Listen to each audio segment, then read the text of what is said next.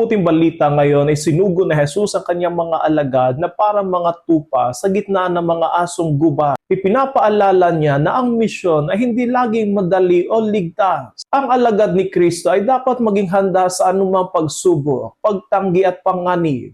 Ngunit hindi dapat mawala ng tapang at lakas. Kaya sinabi na Jesus na maging matalino sila tulad ng ahas at matapat tulad ng kalapati. Kailangan ng alagad ang karunungan upang hindi malinlang at ang kababaang loob upang hindi maging marahas at mapagmataas. Ang tunay na saksi na Jesus ay matatag sa katotohanan, ngunit banayad sa pag-ibig. Sa gitna ng pang-uusig, hindi tayo nag-iisa. Ipinangako ni Jesus na ang Espiritu ng Ama ang magsasalita sa atin. Ibig sabihin, ang misyon ay hindi nakasalalay sa ating sariling lakas, talino o kakayahan, kundi sa biyaya ng Diyos na kumikilos sa pamamagitan natin. Kaya kahit may mga pagtanggi at pang-uusig, hindi dapat tayo tumigil na magpahayag ng mabuting balita. Ang misyon ay kay Jesus, hindi sa atin. Tayo ay mga kasangkapan lamang niya. At kapag nanatili tayong tapat, ang ating buhay mismo ang nagiging patutuo